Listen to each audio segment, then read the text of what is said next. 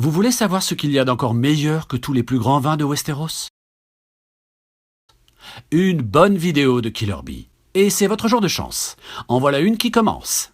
Alors abonnez-vous, cliquez sur la cloche et réagissez si vous ne voulez pas finir écrasé par un mammouth-garou ou dévoré par un Tyranneuil. Bzz les abeilles et bienvenue sur Killer Bee, ici Neil le Soubéran, toujours accompagné par mon fidèle Happy End.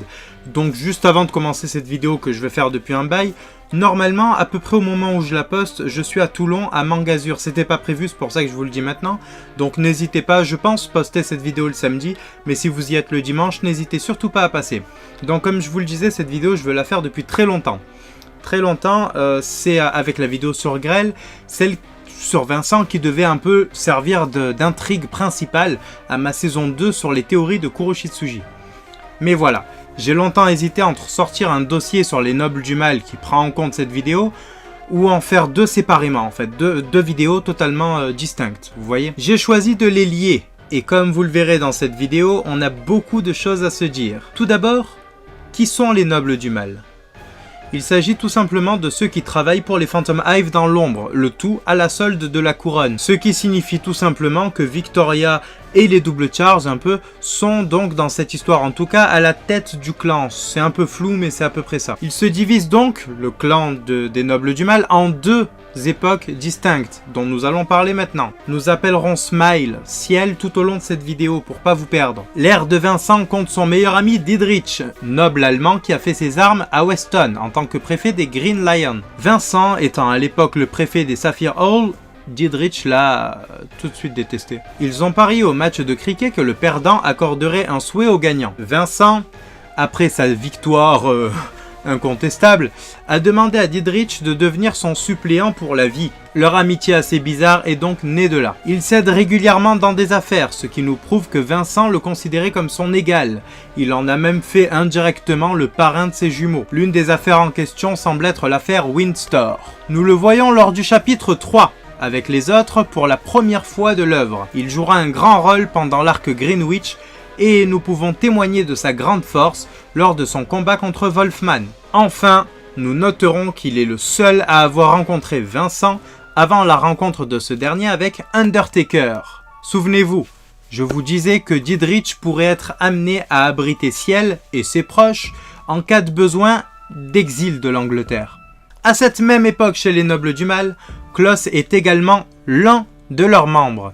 Malgré son traitement dans toutes les versions de l'anime qui est totalement horrible, on le fait cuire comme une pizza dans un four, on le mélange à un personnage qu'on verra un peu plus tard, Azuro Vénéré, on le traite comme une merde alors qu'il ne mérite absolument pas ça. C'est un personnage vraiment très important au sein de ce clan des nobles du mal, autant dans le passé que maintenant. C'est-à-dire qu'il aide Ciel réellement, comme on va le voir tout de suite. La plus grande source d'information du conte, peu importe de quel conte on parle à ce moment-là, que ce soit Vincent ou son fils, c'est lui en fait.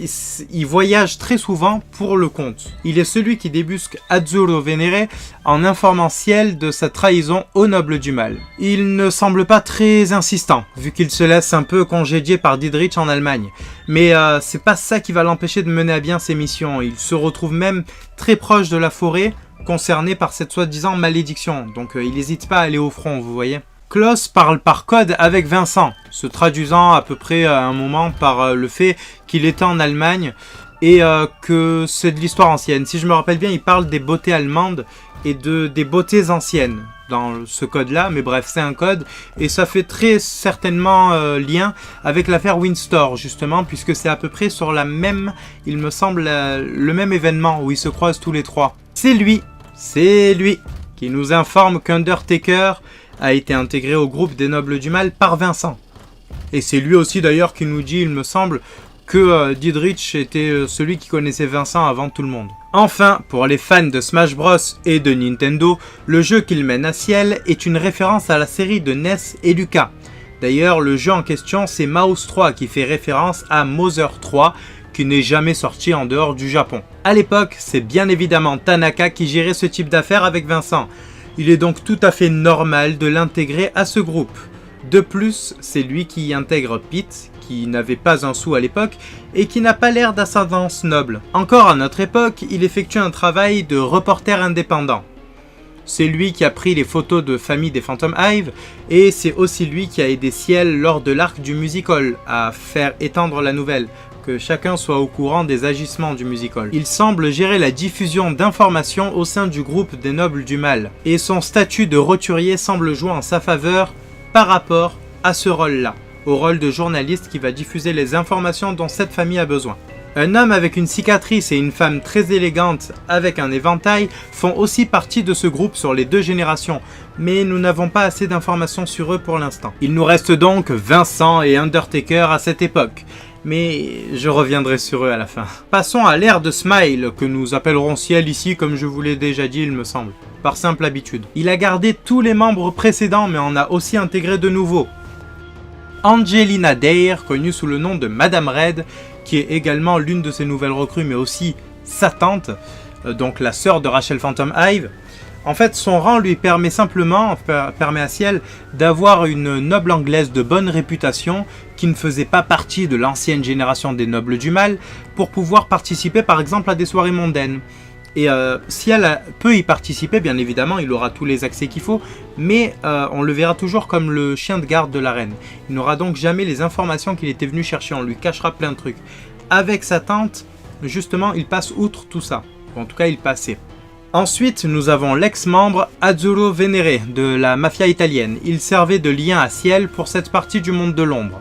Ayant trahi sa famille pour une histoire de drogue, ça nous fait assez penser à un certain livre connu sur la mafia. Le Parrain. Il se fait facilement effacer par Yana dans le scénario. Pour le moment, à part Klaus, nous ne connaissons aucun lien entre Ciel et la mafia italienne depuis la mort de ce rat. Lord Randall a fait partie des 2 générations. En tant que leader de Scotland Yard, il est celui qui a le devoir un peu de servir d'intermédiaire entre la reine et son limier. Et il participe à la réunion du chapitre 3, ce qui signifie qu'il participe assez fréquemment aux réunions des nobles du mal.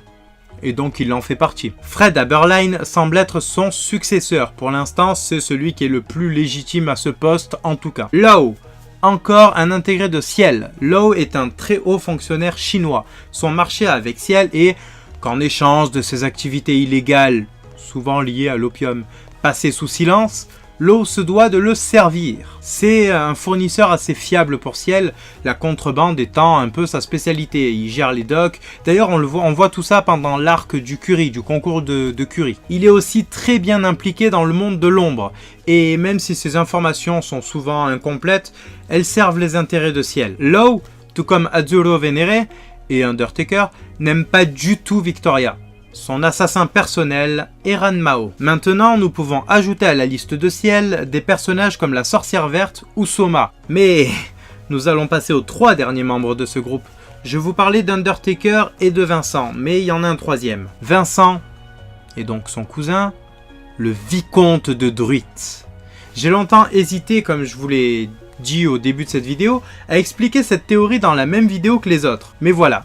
Il y a un mois, une abonnée, Carla Lepage pour ne pas la nommer, m'a montré que j'avais un peu trop attendu, puisqu'elle a deviné en fait tout simplement le contenu de ma vidéo. Quand je dis que Vincent et Alistor sont cousins, c'est un fait de toute façon, puisque toutes les familles nobles sont liées.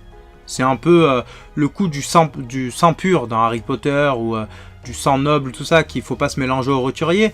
C'est un peu ça en fait, tout simplement. Maintenant, qu'est-ce que ça apporterait qu'ils soient cousins tous les deux? Je vous rappelle que notre cher vicomte est lié à l'affaire des Bizarre Dolls, du Campagna bien sûr, faisant lui aussi partie de la société secrète ou secte ou groupe, j'en sais rien, Phoenix. Undertaker le protège lors du grand combat final de l'arc, et on apprend pendant l'arc Weston qu'ils sont toujours en liaison par un certain neveu, Redmond, qui est aussi impliqué d'ailleurs dans la récente affaire de trafic sanguin du musical. Et pour cette affaire de trafic sanguin, on peut se rendre compte que le vicomte de Druitt, indirectement, a pu avoir en tout cas une source d'information. Si nous avons conclu dans nos premières vidéos qu'Undertaker tenait à sauver Ciel, et que le vicomte Alistor est l'un de ses alliés, alors par extension, son véritable but c'est d'aider Ciel. Son lien avec le trafic d'êtres humains semble dater d'après l'enlèvement des jumeaux Phantom Hive, ce qui peut aussi nous mener à une enquête de sa part sur ce monde-là.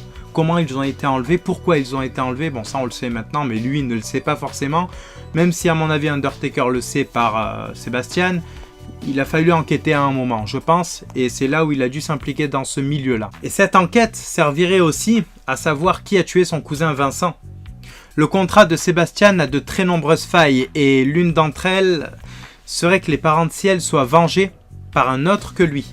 Tout simplement parce qu'une fois que le vœu de Ciel a été réalisé, Sébastien peut lui réclamer son âme. Mais tant que ce vœu n'a pas été réalisé, alors tout simplement il ne peut pas la réclamer. Et comme son vœu c'était de venger ses parents, si c'est pas Sébastien ou lui qui pratique ce truc là, qui arrive à ses fins, tout simplement le contrat est capoute.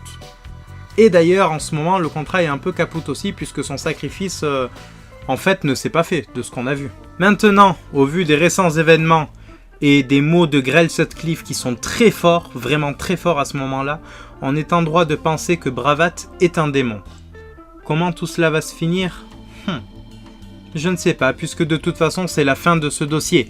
Je n'ai pas précisé que Sébastien faisait partie de la génération Ciel des Nobles du Mal, mais bon, cela va sans dire. Le Vicomte et Undertaker seraient les anges gardiens de Ciel, et moi, je ne suis qu'un diable de Soubeyran. N'hésitez pas à vous abonner, à lâcher un max de pouces bleus et de commentaires, et surtout à partager cette vidéo au maximum pour que les abeilles soient de plus en plus nombreuses à bourdonner à travers le monde. Je vous retweet à chaque fois que je vois l'une de mes vidéos sur Twitter ou que vous m'identifiez ou quoi, donc n'hésitez surtout pas à le faire. On se retrouve très vite dans plein de nouvelles villes, il y en a certaines qui ont dû défiler entre temps mais dont j'ai déjà parlé dans d'autres vidéos, mais on va s'y retrouver et des vlogs seront normalement faits, même si j'ai genre 3 semaines de convention de suite, donc ça va être très dur.